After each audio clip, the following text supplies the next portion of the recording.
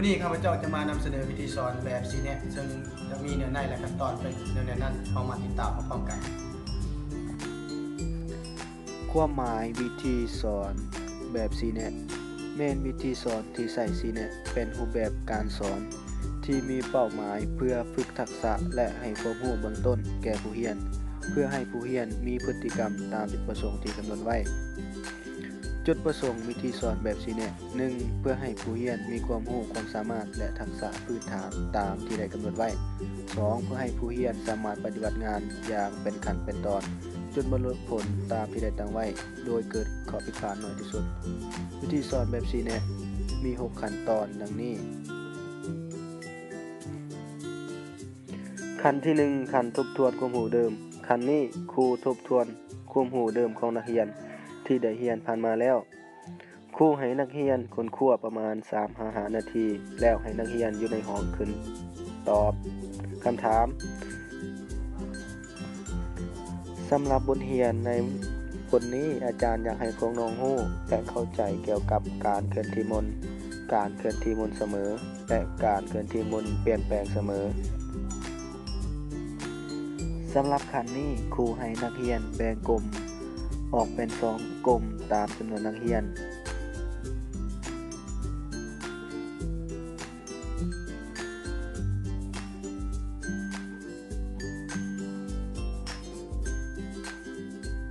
จากนั้นครูย้ายไปกิจกรรมให้แต่ละกลุ่ม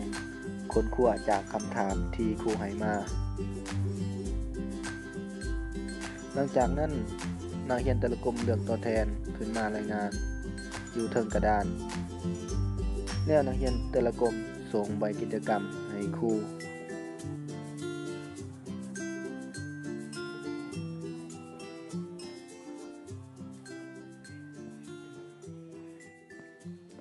ขั้นที่ 4 ขั้นฝึกโดยการ CNET เป็นขั้นให้ผู้เรียนฝึกโดยผู้สอนจะควบคุมการเฮ็ดเวียกของแต่ละกลุ่มครู CNET ให้นักเรียนแต่ละกลุ่มเฮ็ดเวียกและเปิดโอกาสให้นักเรียนแต่ละกลุ่ม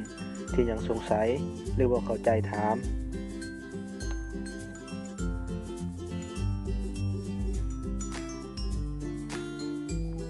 ขั้นที่ 5 ขั้นฝึกโดยอิสระเป็นขั้นให้ผู้เรียนฝึกโดยอิสระครูมอบเบียกให้ผู้เรียนแต่ละกลุ่มค้นคว้าหัวหน้ากลุ่มแต่ละกลุ่มนำพาสมาชิกของตนค้นคว้าตามที่ได้มอบหมายให้อย่างอิสระขั้นที่ 6 ขั้นการทบทวนเป็นขั้นตอนทบทวนเนื้อหาที่ผู้เรียนได้เรียนมาแล้วทั้งหมดครูให้นักเรียนอาสาสมัครขึ้นมาสรุปบทเรียนในมื้อนี้เพื่อให้นักเรียนเข้าใจในบทนี้หลายขึ้น